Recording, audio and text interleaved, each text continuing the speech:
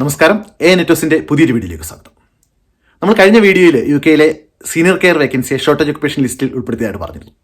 വളരെ നല്ലൊരു വാർത്ത തന്നെയാണത്. അതുമായിട്ട് ബന്ധപ്പെട്ട് ഒരുപാട് സംശയങ്ങളാണ് നമ്മുടെ നാട്ടിലുള്ളത്. ഇന്നത്തെ ഈ വീഡിയോയിൽ ആ സംശയങ്ങളാണ് ഞാൻ നിങ്ങളോടൊപ്പം പങ്കുവെക്കാൻ ആഗ്രഹിക്കുന്നത്. നമുക്ക് വീഡിയോയിലേക്ക് പോകാം.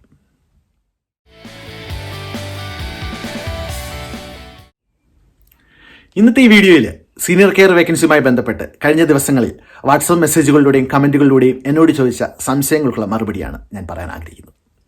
അപ്പോൾ എന്നോട് ഏറ്റവും കൂടുതൽ പേർ ചോദിച്ചൊരു ക്വസ്റ്റ്യനാണ്, ഇതിന് വേണ്ട ക്വാളിഫിക്കേഷൻ എന്താണ്? UK-യിൽ സീനിയർ കെയർമാരെ പ്രധാനമായി റിക്രൂട്ട് ചെയ്യുന്നത് കെയർ ഹോമുകളാണ്. NHS സാധാരണ സീനിയർ കെയർമാരെ റിക്രൂട്ട് ചെയ്യാറില്ല. അപ്പോൾ ഈ നഴ്സിംഗ് ഹോമുകൾ നല്ല കഴിവും പരിചയമുള്ളവരെയാണ് റിക്രൂട്ട് ചെയ്യാൻ താല്പര്യപ്പെടുന്നത്. കെയർ ഹോമുകൾ ഇപ്പോൾ പ്രധാനമായിട്ട് നോക്കുന്നത് നഴ്സിംഗ് ബാക്ക്ഗ്രൗണ്ടുള്ള എക്സ്പീരിയൻസ് ഉള്ള ആൾക്കാരാണ്. അവരിപ്പോൾ ചോദിക്കുന്നത് 1 year 2 year എക്സ്പീരിയൻസ് ഒക്കെയാണ് ചോദിക്കുന്നത്. പ്രധാനമായിട്ടും അവർക്ക് വേണ്ടത് നഴ്സിംഗ് പഠിച്ചവരെ ആയിരിക്കണം, അല്ലെങ്കിൽ NVQ3 പോലുള്ള ക്വാളിഫിക്കേഷൻസ് നേടിയവരെയാണ് അവർ പ്രധാനമായിട്ട് നോക്കുന്നത്. അതിനുള്ള കാരണമെന്ന് പറഞ്ഞാൽ മിക്ക റെസിഡൻഷ്യൽ ഹോമുകളിലും സീനിയർ കെയർമാരാണ് അവിടുത്തെ കാര്യങ്ങളെല്ലാം കൺട്രോൾ ചെയ്യുന്നത്. അപ്പോൾ അവർക്ക് നല്ല എക്സ്പീരിയൻസും കഴിവും ഇല്ലെങ്കിൽ അവർക്കത് പെർഫോം ചെയ്യാൻ സാധിക്കും. അപ്പോൾ ഒരു എംപ്ലോയർ നമ്മളെ റിക്രൂട്ട് ചെയ്യണമെങ്കിൽ, അല്ലെങ്കിൽ നമുക്കൊരു സർട്ടിഫിക്കറ്റ് ഓഫ് സ്പോൺസർഷിപ്പ് ഇഷ്യൂ ചെയ്യണമെങ്കിൽ, അപ്പോൾ അവർ ഉറപ്പുവരുത്തും ആ റിക്രൂട്ട് ചെയ്യുന്ന ആൾ അത് പെർഫോം ചെയ്യാൻ പറ്റുന്ന ഒരാളാണെന്ന്. അന്നേരം അവർ കഴിയുന്നതും എക്സ്പീരിയൻസ്ഡ് ആയിട്ടുള്ള നഴ്സിംഗ് ബാക്ക്ഗ്രൗണ്ട് ഉള്ളവരെ മാത്രമേ റിക്രൂട്ട് ചെയ്യുകയുള്ളൂ. അതുകൊണ്ട് കഴിയുന്നതും ഏതെങ്കിലും നഴ്സിംഗ് ബാക്ക്ഗ്രൗണ്ട് ഉള്ള എക്സ്പീരിയൻസ് ഉള്ളവർ മാത്രം ഈ ജോലിക്ക് വേണ്ടി അപ്ലൈ ചെയ്യാൻ ശ്രമിക്കുക. രണ്ടാമതായിട്ട് ഏറ്റവും കൂടുതൽ പേർ ചോദിച്ച ഒരു ക്വസ്റ്റ്യൻ ആണ്, ഇതിന് വേണ്ട ഇംഗ്ലീഷ് ലാംഗ്വേജ് റിക്വയർമെന്റ് എന്താണ്? അപ്പോൾ ഞാനത് പ്രധാനമായിട്ട് രണ്ടായിട്ട് തിരിക്കാം. ഒന്ന് നമ്മുടെ വിസ ആപ്ലിക്കേഷന് വേണ്ടിയുള്ളത്, ഒന്ന് നമ്മുടെ ജോബിനുള്ളത്. വിസ ആപ്ലിക്കേഷന് വേണ്ടിയുള്ളത് നിങ്ങൾ അറിഞ്ഞു കാണുമല്ലോ, ഇപ്പോൾ UK-യിൽ പോയിന്റ് ബേസ്ഡ് സിസ്റ്റമാണ് യൂസ് ചെയ്യുന്നത്. അതായത് വിസയ്ക്ക് നമ്മൾ അപ്ലൈ ചെയ്യുമ്പോൾ 10 പോയിന്റ് നമ്മുടെ ഇംഗ്ലീഷ് പരിജ്ഞാനത്തിലൂടെയാണ് കാണിക്കേണ്ടത്. അവർ ആവശ്യപ്പെടുന്നത് ലെവൽ B1 ആണ്. നമുക്കിപ്പോൾ ഏതെങ്കിലും BSc ഡിഗ്രി ഉള്ള ആളാണെങ്കിൽ നമുക്ക് നാരിക്ക് വഴി ഇക്വലന്റ് ചെയ്ത് കഴിഞ്ഞാൽ നമുക്ക് അവിടുത്തെ ഒരു റെഫറൻസ് നമ്പർ തരും. അത് യൂസ് ചെയ്തുകൊണ്ട് നമുക്ക് ആ 10 പോയിന്റ്സ് നേടാം. നമുക്ക് വിസയ്ക്ക് അപ്ലൈ ചെയ്യാൻ സാധിക്കുന്നതാണ്. അതിൻ്റെ വെബ്സൈറ്റിൻ്റെ ഡീറ്റെയിൽസ് ഞാൻ ഡിസ്ക്രിപ്ഷൻ ബോക്സിൽ കൊടുത്തിട്ടുണ്ട്. നിങ്ങൾക്ക് അതുവഴി പോയി നാരിക്കിൽ അപ്ലൈ ചെയ്യാവുന്നതാണ്. ഇപ്പോൾ BSc നഴ്സിംഗ് അല്ലാത്തവർക്ക് ചെയ്യാൻ ഒക്കുന്നതെന്ന് വെച്ചാൽ, ഇപ്പോൾ UKBയുടെ വെബ്സൈറ്റിൽ അവർ കൊടുത്തിട്ടുണ്ട് അവർക്ക് അവരുടെ അപ്രൂവ്ഡ് ആയിട്ടുള്ള ചില എക്സാമുകളുടെ ഡീറ്റെയിൽസ്. അതിൻ്റെ ഏറ്റവും പ്രധാനമായിട്ട് അവർ കൊടുത്തിരിക്കുന്നത് UKVA, IELTS, UKVA ആണ്. അവർ പ്രത്യേകം മെൻഷൻ ചെയ്തിട്ടില്ല അക്കാഡമിക് ആണോ ജനറൽ ആണോ എന്നുള്ളത്. പക്ഷേ നിങ്ങൾ കഴിയുന്നതും അക്കാഡമിക്ക് തന്നെ എഴുതാൻ വേണ്ടി ശ്രമിക്കുക. അവരുടെ അപ്രൂവ്ഡ് ഇംഗ്ലീഷ് ലാംഗ്വേജ് ടെസ്റ്റുകളുടെ ലിസ്റ്റിൽ ഇപ്പോൾ OET ഇല്ല. അതുകൊണ്ട് തന്നെ OET വെച്ച് നമുക്ക് ഇപ്പോൾ വിസയ്ക്ക് അപ്ലൈ ചെയ്യാൻ ഒക്കുമോ എന്നുള്ളത് ഇതുവരെ കറക്റ്റായിട്ട് അറിയില്ല. നമ്മൾ വെയിറ്റ് ചെയ്യേണ്ടി വരും. ഏകദേശം അടുത്ത മാസമൊക്കെ ആകുമ്പോൾ അതിൻ്റെ ഫുൾ ഡീറ്റെയിൽസ് വരുമെന്നാണ് പല ഏജൻസികളും പറയുന്നത്. അപ്പോൾ നമുക്ക് യൂസ് ചെയ്യാൻ പറ്റുന്നത് UKVAയുടെ IELTS ആണ്. അത് അക്കാഡമിക്ക് തന്നെ എഴുതുക. എല്ലാ മോഡ്യൂൾസിനും 4 ആണ് അവർക്ക് വേണ്ടത്. ഇത് വേണ്ടത് നമുക്ക് വിസയ്ക്ക് അപ്ലൈ ചെയ്യാൻ വേണ്ടിയാണ്. ഇനി അടുത്തത് നമ്മുടെ എംപ്ലോയർക്ക് വേണ്ടതാണ്. നമ്മുടെ എംപ്ലോയർക്ക് അവർക്ക് നിശ്ചയിക്കാം അവർക്ക് എന്താണ് അവരുടെ കാൻഡിഡേറ്റിന് വേണ്ട സ്കോർ, അവർക്ക് എത്രമാത്രം ഇംഗ്ലീഷ് പരിജ്ഞാനം വേണോ എന്നുള്ളത് അവർക്ക് തീരുമാനിക്കാം. ഇപ്പം UK-യിലെ നഴ്സിംഗ് ഹോമുകൾ ആവശ്യപ്പെടുന്നത് IELTS 5 അല്ലെങ്കിൽ OET C ഗ്രേഡാണ്. ഇതാണ് നഴ്സിംഗ് ഹോമുകൾ അവരുടെ റിക്രൂട്ട്മെന്റിന്റെ ക്രൈറ്റീരിയയിൽ പറയുന്നത്. ഈ ഡിഫറൻസ് എന്തുകൊണ്ട് വരുന്നതെന്ന് ചോദിക്കുമ്പോൾ, നമ്മളിപ്പോൾ നഴ്സിംഗിന് അപ്ലൈ ചെയ്യുമ്പോൾ അവിടെ ഒരു റെഗുലേറ്ററി ബോഡി, അതായത് NMC, നമ്മുടെ ഇംഗ്ലീഷ് ലാംഗ്വേജ് പരിജ്ഞാനമൊക്കെ ചെക്ക് ചെയ്യുന്നുണ്ട്.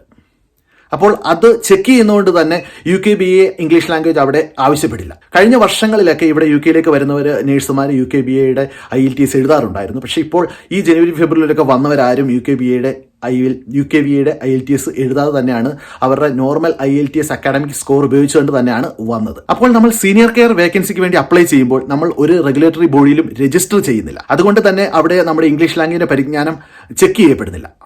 നമ്മുടെ റിക്രൂട്ട്മെന്റ് നടത്തുമ്പോൾ നമ്മളെ എംപ്ലോയർ ചെക്ക് ചെയ്യുന്നുണ്ട്, പക്ഷേ ഒരു റെഗുലേറ്ററി ബോഡി ചെക്ക് ചെയ്യുന്നില്ല. അപ്പോൾ നമ്മൾ വിസയ്ക്ക് വേണ്ടി അപ്ലൈ ചെയ്യുമ്പോൾ നമ്മുടെ ഇംഗ്ലീഷിന്റെ പരിജ്ഞാനം അവിടെ കാണിക്കേണ്ടി വരും.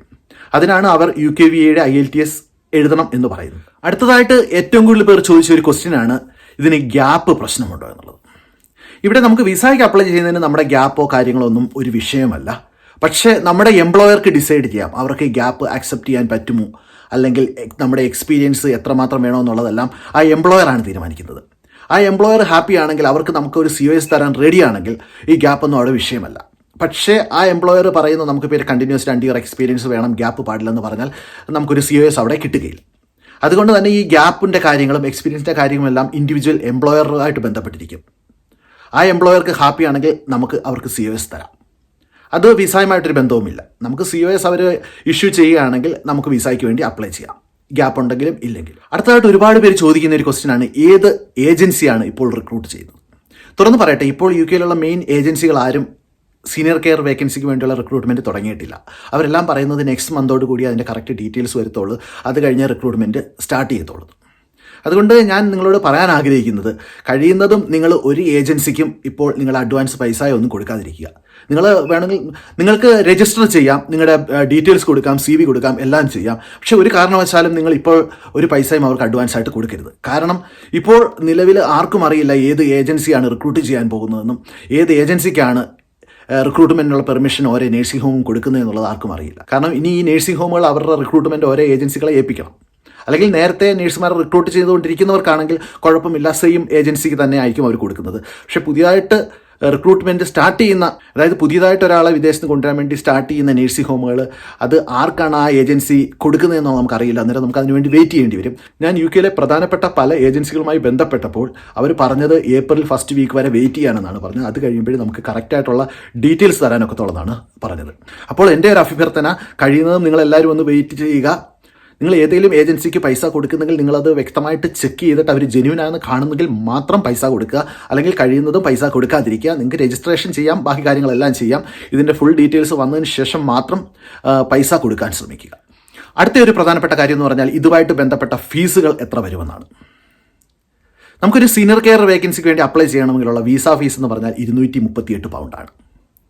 238 പൗണ്ട്. ഇപ്പം നമ്മുടെ ഫാമിലിയെ കൊണ്ടുവരുന്നെങ്കിൽ അവർക്ക് എല്ലാവർക്കും ഓരോരുത്തർക്കും 238 പൗണ്ട് വെച്ചാണ് നമ്മുടെ വിസ ഫീസായിട്ട് കൊടുക്കേണ്ടത്.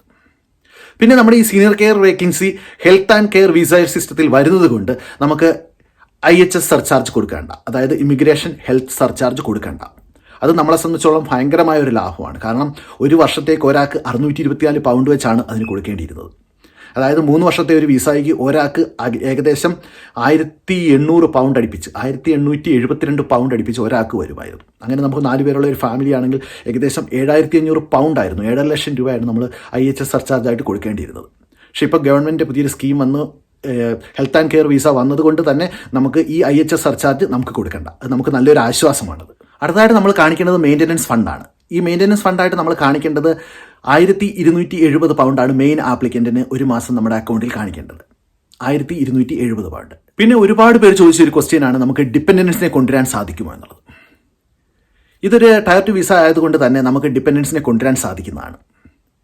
ഈ ഡിപ്പെൻഡൻസിന് നമുക്ക് സെയിം ഫീസാണ്, വിസ ഫീസാണ് വരുന്നത്. 238 പൗണ്ട് തന്നെയാണ് വരുന്നത്. അവർക്ക് വേണ്ട മെയിൻ്റനൻസ് ഫണ്ടെന്ന് പറഞ്ഞാൽ നമ്മുടെ പാർട്ട്ണർ, അതായത് നമ്മുടെ ഹസ്ബൻഡോ അല്ലെങ്കിൽ വൈഫ് അല്ലെങ്കിൽ നമ്മുടെ സിവിൽ പാർട്ട്ണർ, അവർക്ക് വേണ്ടത് 285 പൗണ്ടാണ് ഒരു മാസത്തേക്കുള്ള ഡെപ്പോസിറ്റായിട്ട് കാണിക്കേണ്ടത് മെയിൻ്റനൻസ് ഫണ്ട്. കൂടാതെ നമ്മുടെ കുട്ടികൾക്ക് ആദ്യത്തെ കുട്ടിക്ക് 315 പൗണ്ടും പിന്നെയുള്ള ഓരോ കുട്ടികൾക്കും 200 പൗണ്ട് വെച്ചുമാണ് കാണിക്കുന്നത്. ഒരു എക്സാമ്പിളായിട്ട് പറഞ്ഞാൽ ഇപ്പോൾ 3 അംഗങ്ങളുള്ള ഒരു കുടുംബം, അങ്ങനെ ആകുമ്പോൾ അതിനകത്തെ മെയിൻ ആപ്ലിക്കൻ്റ് ഹസ്ബൻഡ്, ഇപ്പോൾ മെയിൻ ആപ്ലിക്കൻ്റ് ആണെങ്കിൽ ഹസ്ബൻഡിന് 1270 പൗണ്ടും വൈഫിന് 285 പൗണ്ടും ഒരു കുട്ടിക്ക് 315 പൗണ്ടും, അങ്ങനെ ഏകദേശം 1870 പൗണ്ടാണ് ഒരു 3 അംഗ കുടുംബത്തിന് യു കെയിലേക്ക് വരാൻ വേണ്ടി വരുന്നത്. ഇനി നിങ്ങൾക്ക് ഒരു കുട്ടി കൂടെ ഉണ്ടെങ്കിൽ 200 പൗണ്ട് കൂടാണ് ആഡ് ചെയ്യേണ്ടത്. അതായത് 2070 പൗണ്ടാണ് നമ്മുടെ മെയിൻ്റനൻസ് ഫണ്ടിൽ കാണിക്കേണ്ടത്. അത് ഒരു മാസത്തേക്കാണ് കാണിക്കേണ്ടത്. പിന്നെ ഒരുപാട് പേര് ചോദിക്കുന്ന ഒരു ക്വസ്റ്റ്യനാണ്, ഡിപ്പെൻഡൻസിന് ഇവിടെ വന്നാൽ ജോലി ചെയ്യാൻ സാധിക്കുമോ എന്നുള്ളത്. ഡിപ്പെൻഡൻസിന് ഇവിടെ വന്നാൽ ജോലി ചെയ്യാൻ സാധിക്കുന്നതാണ്. അവർക്ക് ഇഷ്ടമുള്ള ജോലി ചെയ്യാം, ഇഷ്ടമുള്ള അത്രയും അവേഴ്സ് ചെയ്യാൻ സാധിക്കുന്നതാണ്. മക്കളെ നമുക്ക് ഇവിടുത്തെ സ്കൂളുകളിൽ ചേർക്കാവുന്നതാണ്. പക്ഷേ ഒരു കാരണവശാലും നമ്മൾ ഇവിടുത്തെ ബെനിഫിറ്റുകൾ ഒന്നും PR കിട്ടുന്നവരെ വാങ്ങിക്കാതിരിക്കാൻ ശ്രദ്ധിക്കുക. അത് വളരെ പ്രധാനപ്പെട്ട ഒരു കാര്യമാണ്. പിന്നെ ഒരുപാട് പേര് ചോദിച്ചൊരു ക്വസ്റ്റ്യനാണ്, ഈ വിസയ്ക്ക് വേണ്ടി അപ്ലൈ ചെയ്താൽ എത്ര സമയമെടുക്കും ഈ വിസ കിട്ടാൻ വേണ്ടിയെന്ന്. ഇതിപ്പോൾ ഹെൽത്ത് ആൻഡ് കെയർ വിസയിൽ വരുന്നത് കൊണ്ട് തന്നെ ഇതിന് 3 വീക്സ് ടൈമാണ് UK ഗവൺമെൻറ് പറയുന്നത്. 3 വീക്കിനുള്ളിൽ നമുക്ക് ഈ വിസയുടെ പ്രോസസ്സ് നടക്കുന്നത്. കാരണം ഇത് പ്രയോറിറ്റി ലിസ്റ്റിൽ വരുന്നതാണ്. അങ്ങനെ ആകുമ്പോൾ അത് പെട്ടെന്ന് അതിൻ്റെ പ്രോസസ്സ് നടക്കും. 3 വീക്സിനുള്ളിൽ, നോർമൽ കേസിൽ 3 വീക്സിനുള്ളിൽ തന്നെ നമുക്ക് അതിൻ്റെ ഡിസിഷൻ അറിയാൻ സാധിക്കുന്നതാണ്. അടുത്ത വളരെ പ്രധാനപ്പെട്ട ഒരു കാര്യം നിങ്ങളോട് ഞാൻ പറയാൻ ആഗ്രഹിക്കുന്നതെന്ന് വെച്ചാൽ, നിങ്ങളിപ്പോൾ IELTS OET എഴുതി നിങ്ങൾക്ക് നല്ല സ്കോറുണ്ട്, ജസ്റ്റ് 0.5 അല്ലെങ്കിൽ ഒരു ഗ്രേഡ് കുറവ്, അങ്ങനെയൊക്കെയുള്ള അവസരത്തിൽ നിങ്ങൾ കഴിയുന്നതും ആ OET എക്സാമിന് വേണ്ടി പ്രിപ്പയർ ചെയ്യുന്നതാണ് കൂടുതൽ നല്ലത്. പ്രിപ്പയർ ചെയ്ത് ഒരു നേഴ്സായിട്ട് വരാൻ വേണ്ടി ശ്രമിക്കുക. ഈ സീനിയർ കെയർ വേക്കൻസിയിൽ വരുന്നതിനെക്കാട്ടി നല്ലത് എപ്പോഴും നേഴ്സായിട്ട് വരാൻ വേണ്ടി ശ്രമിക്കുക. ഇത് പറയാനുള്ള കാരണം നിങ്ങൾക്ക് വ്യക്തമായിട്ട് ഞാൻ പറഞ്ഞു തരാം. ഇത് പറയാനുള്ള കാരണം, നിങ്ങളൊരു നേഴ്സായിട്ട് ഒരു OET കിട്ടി നിങ്ങളൊരു നേഴ്സായിട്ട് അപ്ലൈ ചെയ്യുമ്പോൾ നിങ്ങൾക്ക് 1 രൂപ പോലും ചിലവുണ്ടാകുകയില്ല. നിങ്ങളുടെ ഫുൾ ചിലവ് NHS ആയിരിക്കും എടുക്കുന്നത്. നിങ്ങളുടെ വിസ ഫീസ്, നിങ്ങളുടെ ഫ്ലൈറ്റിൻ്റെ ചാർജ്, പിന്നെ നിങ്ങൾ ഇവിടെ വന്നു കഴിഞ്ഞാൽ 3 മാസത്തേക്കുള്ള അക്കോമഡേഷനാണ് മിക്ക NHSകളും നിങ്ങൾക്ക് ഓഫർ ചെയ്യുന്നത്. അതായത് നിങ്ങൾക്ക് ഒറ്റ രൂപ പോലും ചിലവില്ലാതെ UK വന്ന് ജോലിക്ക് കയറി നിങ്ങളുടെ ആദ്യത്തെ മാസം തന്നെ നിങ്ങൾക്ക് പൈസ നാട്ടിലോട്ട് അയക്കാനൊക്കുന്ന ഒരു അവസ്ഥയാണ്. നേരെ തിരിച്ച് നിങ്ങൾ ഒരു സീനിയർ കെയർ വേക്കൻസി വരുമ്പോൾ നമ്മൾ വിസയുടെ ഫീസ് നമ്മൾ തന്നെ ഉണ്ടാക്കണം, ഫ്ലൈറ്റിൻ്റെ ചാർജ് നമ്മൾ ഉണ്ടാക്കണം, പിന്നെ ഇതിപ്പം വല്ല ഏജൻസികൾ വഴി വരികയാണെങ്കിൽ ആ ഏജൻസി ഫീസ് നമ്മൾ കൊടുക്കണം. അങ്ങനെ നമുക്ക് ഒരുപാട് എക്സ്പെൻസുകളുണ്ട്. ഇപ്പോൾ നേഴ്സായിട്ട് വരുമ്പോൾ നമുക്ക് ഒരു എക്സ്പെൻസും ഇല്ല. പക്ഷേ നമ്മളൊരു സീനിയർ കെയർ ആയിട്ട് വരണമെങ്കിൽ ഒത്തിരി എക്സ്പെൻസാണ്. പല ഏജൻസികളും ഇപ്പോൾ ചോദിക്കുന്നത് 5, 10, 15 ലക്ഷം രൂപയൊക്കെയാണ് ചോദിക്കുന്നത്. സാധാരണയായി UK എംപ്ലോയേഴ്സ് അവർ റിക്രൂട്ട് ചെയ്യുമ്പോൾ കാൻഡിഡേറ്റ്സിൽ നിന്ന് ഒരു പൈസയും വാങ്ങിക്കാറില്ല. അതെല്ലാം അവർ തന്നെയാണ് അവരുടെ എക്സ്പെൻസ് മൊത്തം കവർ ചെയ്യുന്നത്. പക്ഷേ ഈ സീനിയർ കെയർ വേക്കൻസിക്ക് വേണ്ടി പല ഏജൻസികളും ഒരുപാട് പൈസയാണ് നമ്മുടെ കാൻഡിഡേറ്റ്സിൽ നിന്ന് വാങ്ങിക്കുന്നത്. പക്ഷേ നേഴ്സുമാരുടെ കയ്യിൽ നിന്ന് ഒരു രൂപ പോലും ഒരു ഏജൻസിയും ഇതുവരെ വാങ്ങിക്കുന്നില്ല. ഇപ്പോൾ അതൊരു പ്രധാനപ്പെട്ട കാര്യമാണ്. നിങ്ങൾ ചിന്തിക്കുക, നിങ്ങൾക്കിപ്പോൾ കുറച്ച് മാർക്കിൻ്റെ വ്യത്യാസമേ ഉള്ളെങ്കിൽ നിങ്ങൾ ഒന്നും കൂടെ IELTS വേണ്ടി പ്രിപ്പയർ ചെയ്യുക ആത്മാർത്ഥമായിട്ട്, അല്ലെങ്കിൽ OET വേണ്ടി പ്രിപ്പയർ ചെയ്യുക. നിങ്ങൾ ഈ സീനിയർ കെയർ വിസയ്ക്ക് വേണ്ടി കൊടുക്കുന്ന പൈസ ഉണ്ടെങ്കിൽ നിങ്ങൾക്ക് ഈസി ആയിട്ട് 1, 2, 3 IELTS OET എഴുതി നിങ്ങൾക്കത് പാസ്സായി വരാൻ സാധിക്കുന്നതാണ്. അപ്പോൾ നിങ്ങൾ എപ്പോഴും നിങ്ങളുടെ പ്രയോറിറ്റി നേഴ്സിംഗ് ജോബിനായിരിക്കണം, സീനിയർ കെയർ വേക്കൻസിക്ക് ആയിരിക്കരുത്. ഒരു മാർഗവും നിങ്ങൾക്ക് ഇംഗ്ലീഷ് ലാംഗ്വേജിൽ കിട്ടാൻ ഇല്ല എന്നുണ്ടെങ്കിൽ മാത്രമേ സീനിയർ കെയർ വേക്കൻസിക്ക് വേണ്ടി അപ്ലൈ ചെയ്യാവുള്ളൂ. ഇതാണ് എൻ്റെ നിർദ്ദേശം. നിങ്ങൾക്ക് സ്വന്തമായിട്ട് തീരുമാനം എടുക്കാം.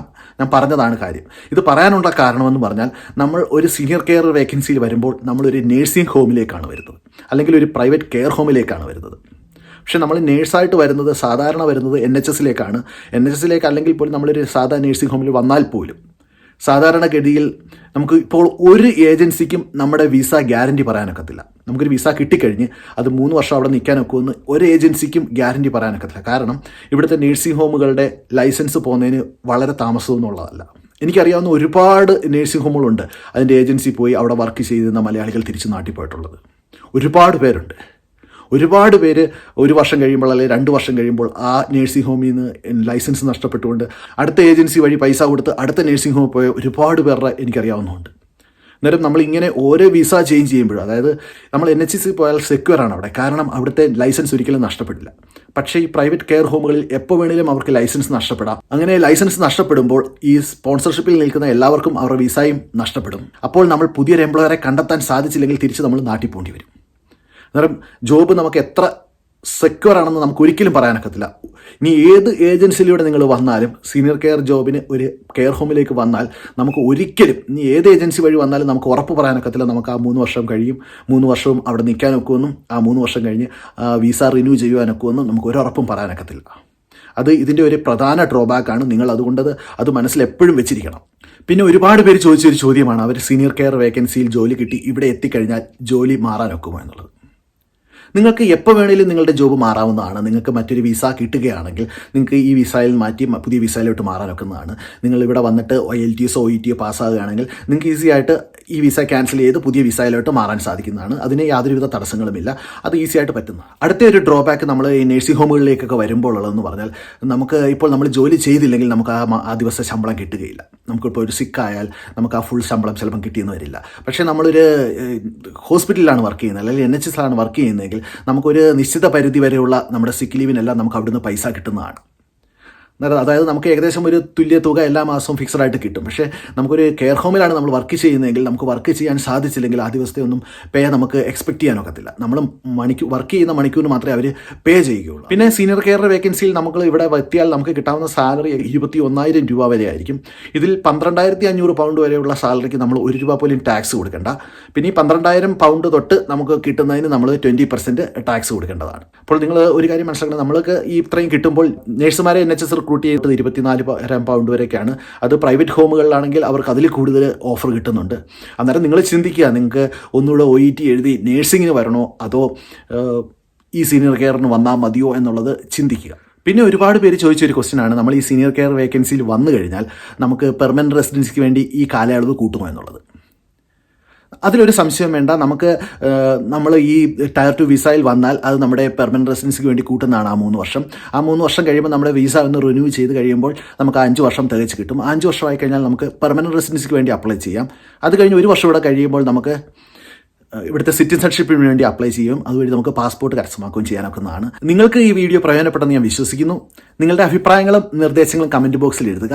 നമ്മുടെ ചാനൽ സബ്സ്ക്രൈബ് ചെയ്തിട്ടില്ലെങ്കിൽ ദയവേത് സബ്സ്ക്രൈബ് ചെയ്യുക. അതോടൊപ്പം തന്നെ ലൈക്കും ഷെയറും ചെയ്യാൻ മറക്കരുത്. മറ്റൊരു വീഡിയോയിൽ കാണുന്നവരെ എല്ലാവർക്കും നന്ദി, നമസ്കാരം.